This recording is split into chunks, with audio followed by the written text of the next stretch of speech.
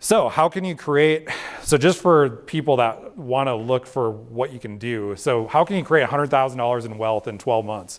So Michelle moved here a little over a year ago, and she was a travel nurse, so but she decided she loved Boise. She wanted to stick around. And so when was this, like March or something, I think, she decided she wanted to look for a house here. And she was kind of nervous about buying a house because obviously like prices are high, interest rates are high. And so she was looking at, $350,000 houses. She was looking at some wholesale deals, but like everything that we looked at, we were like, okay, if she wants to move out and keep it as a rental, it's not going to cash flow. And so that was a challenge with a lot of them. And so like, she was like super nervous about buying a house. Well, within like 48 hours, like we basically started looking. So I don't remember exactly how this happened, but I started showing her houses that were more expensive and showing her like what we could do. And so like literally within 48 hours, she went from like not wanting to buy a $350,000 house to having two $600,000 houses under contract for $1.2 million in 48 hours. This is crazy. So the cool thing is both of them like were actually, so she actually intended to buy both of them. One of them was already set up as like a duplex, and it looked like it was going to cash flow or at least like break even. And then the other one was this house.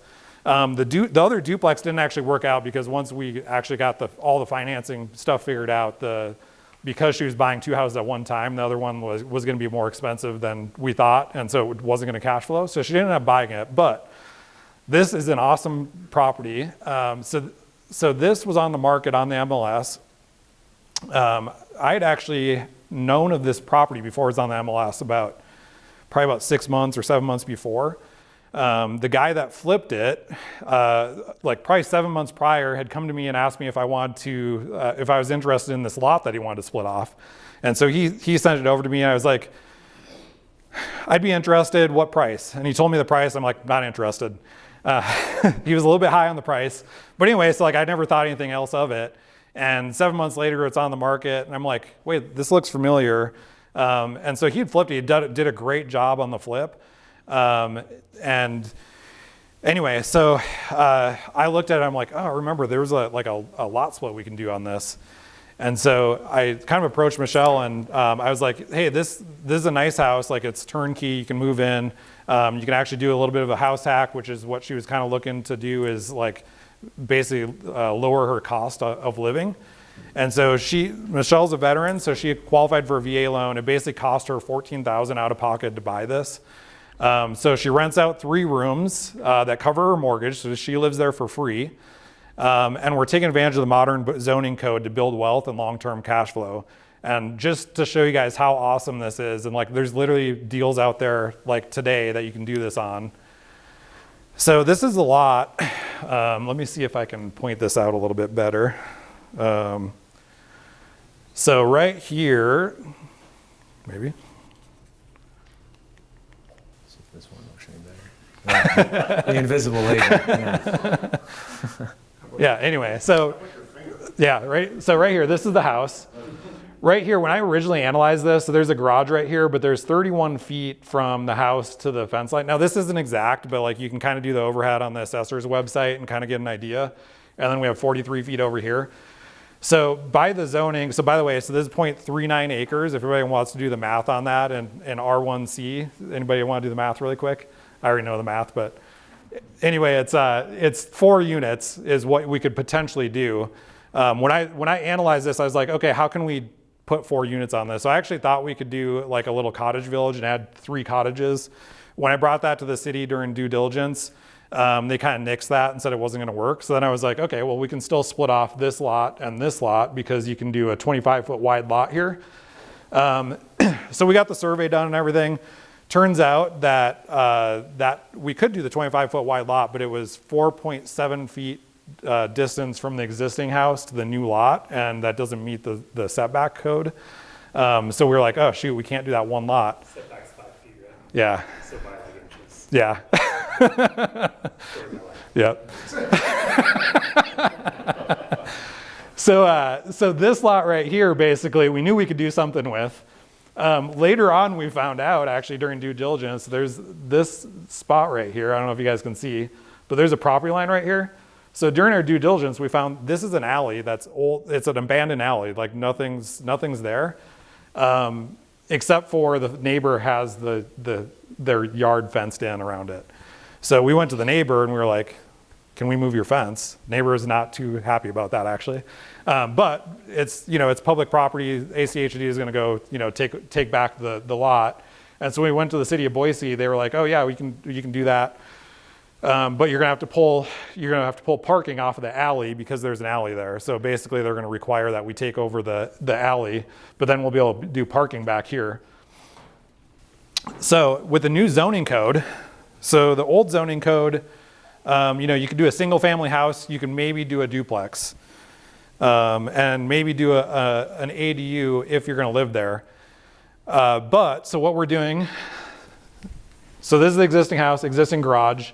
So we're gonna build an ADU back here behind the existing house. So that's this property. So she's gonna build an ADU here.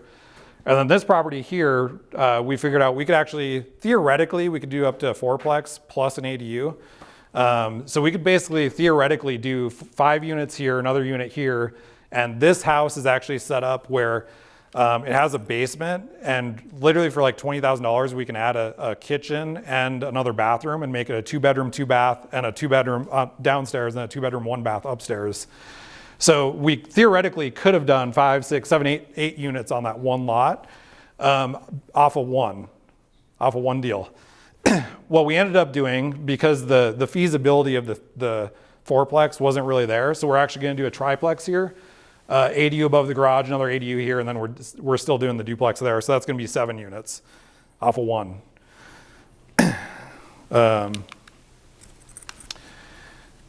So that's kind of explaining that. But okay, so for basically $180,000, we're going to build the ADU.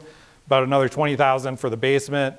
The total rents, if Michelle rents these long term, it's going to be $5,400 roughly. With a total payment at 5.75% of $5,000. So she'll create cash flow of $350 a month just based on long-term rents. However, by creating high-value short-term rentals, and I was glad Matt actually was here tonight, Michelle's actually going to rent out the new ADU as a short-term, and then probably do mid-term or short-term on the other units as well. And that looks like probably $8,500 a month in rents on the original property. So cash flowing like $3,500 a month. And the other thing too is, so putting $200,000 in, there's a recent comp that sold that had a house that was similar size and an ADU or detached that sold for $900,000. So she bought the house for $600,000. Putting $200,000 into it, and then creating basically an extra $100,000 in value just by doing that, and cash flow. Now the triplex, so we're going to build a triplex with a basement unit and then basically a 2-story townhome style above on the main floor and second floor, and then a 2-bed, 2-bath ADU above the garage. Now, through the process of speaking with the city on this, so we actually found out we actually have to detach the triplex from the garage because there's this weird code. Basically, if you have 4 units under the same roof, you have to get into the ADA requirements and you have to provide handicap parking. Not against that, it just takes up, you just have to add a bunch of extra space for parking that we don't have. And then one thing that we're doing on this, so her and I are partnering 50-50 on this project. I don't partner with a lot of people, but I do partner with the right people. And so Michelle's basically bringing in the land cost. Oh, by the way, she bought this house for $600,000, and we're going to split off the lot. It's still worth $600,000 after the lot split. Like it would comp out the same either way. So she basically is into the land for free. So she's going to bring that land cost at $0, and I'm building it at cost, and then we're going to share in the equity and cash flow at the tail end. So really, she basically created $300,000 in equity in her own pocket and monthly cash flow with almost no money out of pocket. $14,000 out of pocket. There's going to be some expenses to get stuff going, but overall, when we refinance, should be like almost all cash out of the deal.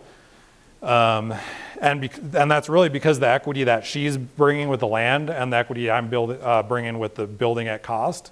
So it still cash flows with basically zero money down at 7% interest, conservatively $2,600 a year on the triplex.